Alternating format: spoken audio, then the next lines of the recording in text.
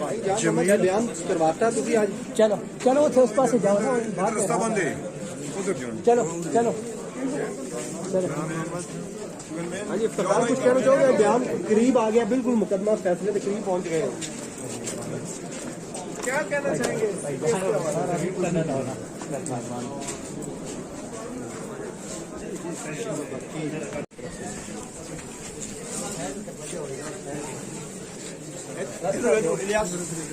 اتوں آ جاؤ اتوں راستہ ٹھیک ہے آ جاؤ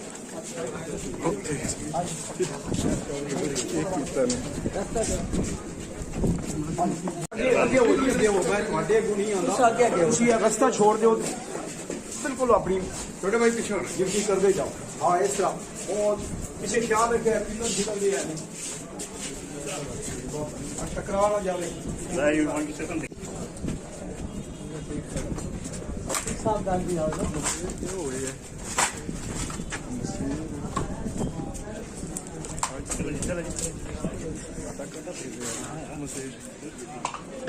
آگے چلے جاؤ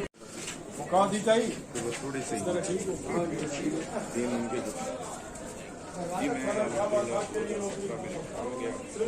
اس کے بعد میں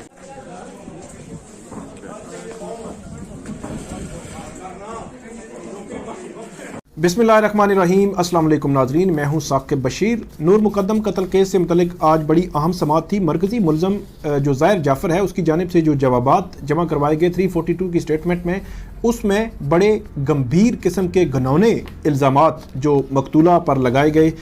اس کی کچھ تفصیلات میں آپ کے ساتھ شیئر کر چکا ہوں۔ کچھ اور چیزیں بھی ہیں اس کے حوالے سے جو آج سٹیٹمنٹ ریکارڈ ہوئی 342 کی۔ وکیل ہیں عثمان ریاض گل جو اسکندر ذوالقرنین سلیم ہیں، ان کی لیگل ٹیم کا حصہ ہیں، وہ نہیں آئے تو ان کی جگہ یہ آئے تھے، اور شہریار خان بھی ان کی جگہ پیش ہوئے تھے۔ تو یہ اس کی جو آج کی سٹیٹمنٹ تھی، کچھ سوالات کے جوابات تھے، کچھ پچھلی ویڈیو میں بیان کر چکے اور کچھ اس میں بڑے اہم نوعیت کی چیزیں ہیں جو اس میں بیان کی گئی ہیں، وہ آپ کے سامنے میں رکھتا ہوں۔ ایک چیز جو ہے وہ آپ کو بتا دیں کہ ڈے 1 سے اگر کیس کو بالکل شارٹلی اگر دیکھا جائے تو ڈے 1 سے بظاہر ایسے نظر آ رہا تھا کہ جو اس کے مرکزی ملزم کے والدین ہیں وہ اس سے ڈسٹنس کر رہے ہیں اس کیس سے۔ تو آج مرکزی ملزم نے اپنے والدین کے حوالے سے یہ کہا کہ ان کو غلط طریقے سے اس کیس میں شامل کیا گیا۔ تو اٹ مین کہ چیزیں جو ہے وہ بے بھی ایک پیج پہ ہی ہیں، اب بظاہر ایسے لگتا ہے جو اس کی سٹیٹمنٹ سے لگتا ہے۔ اچھا، اس کے آتے ہیں کہ جو مرکزی ملزم ہے اس نے کیا کہا۔ ایک تو اس پر یہ تھا کہ اس نے وہاں پہ رکھا ہوا تھا، اغوا کر کے رکھا ہوا تھا، حبس بجا میں رکھا ہوا تھا۔ اس نے کہا جی ایسا کچھ نہیں تھا، دونوں کا ہمارا وہ اپنا مرضی کا جو ہے وہ آپس میں ہمارا ریلیشن تھا۔ اس کے علاوہ اس نے یہ بھی کہا کہ میرے فنگر پرنٹ جو اسلحہ ہے مبینہ طور پر اس پر نہیں آئے۔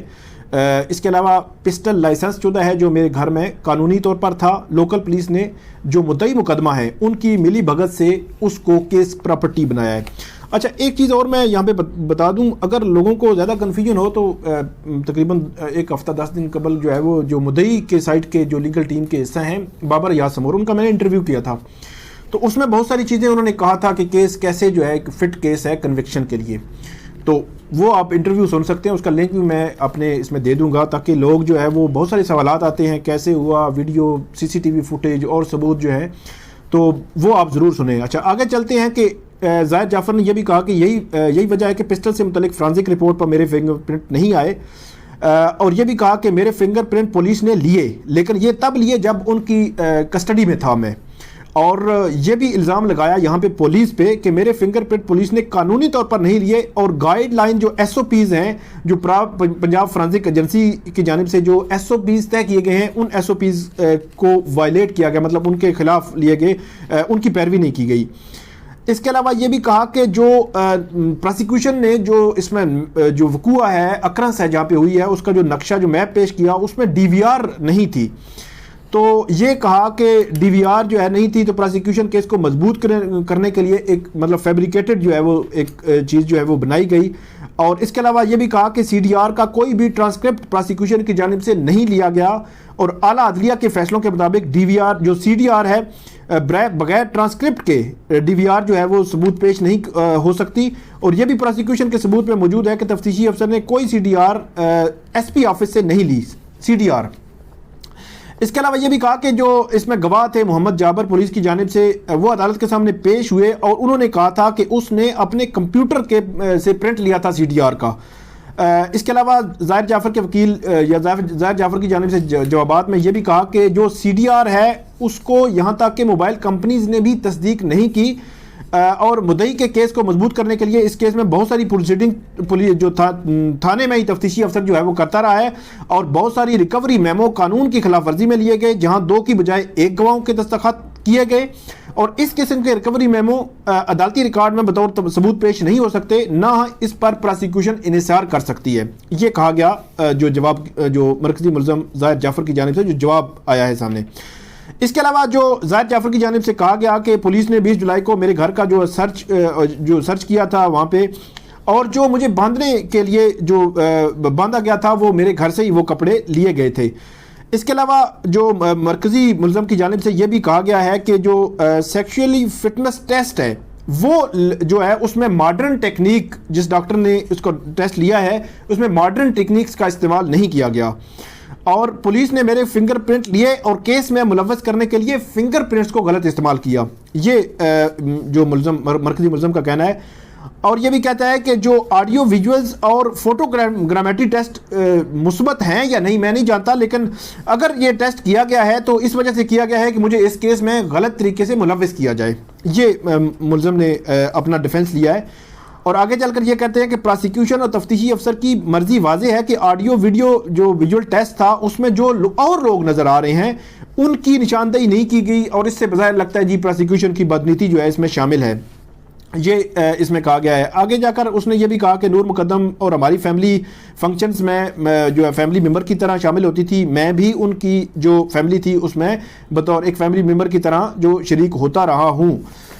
اس کے علاوہ مرکزی ملزم نے یہ بھی کہا ہے کہ پولیس اور دوسروں کے وہاں آنے سے پہلے مدعی کے رشتہ دار وہاں میرے گھر میں موجود تھے اور اس واقعہ سے متعلق بہتر جانتے ہیں لیکن پولیس نے ان کی تفتیش نہیں کی. اس کے علاوہ یہ کہا ہے کہ سوشل میڈیا پریشر کی وجہ سے مجھے گلٹی ڈکلیئر کیا گیا اس میں ملوث کیا گیا اس کیس میں اور یہ بھی کہا کہ مدعی کیونکہ باثر ہے. یہ پچھلی ویڈیو میں نے آپ کو بتایا کہ یہ جو ہے مرکزی ملزم کا یہ کہنا ہے یہ الزام ہے کہ وہ باثر ہے اور اس وقوع کے بعد مدعی کی پریس کانفرنس کا ذکر کیا گیا ہے. کوئی شہباز گل جو ہے ترجمان ہیں وزیر اعظم پاکستان کے ان کے ساتھ جو ہے وہ پریس کانفرنس کی تھی. اس کے علاوہ یہ بھی کہا کہ میڈیا اور جو اسٹیٹ مشینری ہے میرے خلاف مکمل طور پر استعمال کی اور قانون کے مطابق جب تک جرم ثابت نہ ہو جو ہوتا ہے کوئی بھی ملزم ہو وہ بے گناہ ہی تصور ہوتا ہے اور اسٹیٹ مشینری کی وجہ سے انویسٹیگیٹنگ ایجنسی نے غلط طریقے سے میری پوری فیملی کو اس میں ملوث کیا. یہ وقوع ہونے کے بعد اچھا یہاں ایک نئی جو ہے وہ ایک ڈائمنشن ایک نئی سٹوری جو ہے وہ بیان کرتا ہے. وہ کہتا ہے کہ یہ وقوع ہونے کے بعد SSP جو مصطفیٰ تنویر ہے اس نے جو وقوع کی جگہ کا وزٹ کیا اور مصطفیٰ تنویر نے بڑی تعداد میں ڈرگز کو وہاں پہ پایا اور جب SSP نے یہ حقائق میڈیا میں سامنے لائے یا لانے کی کوشش کی تو SSP کو اسٹیٹ پریشر کی وجہ سے گورنمنٹ کی پریشر کی وجہ سے اس کو اس پوسٹ سے ہٹا دیا گیا. تو یہ ایک نئی مطلب ایک نیا الزام جو ہے وہ سامنے لایا ہے ملزم.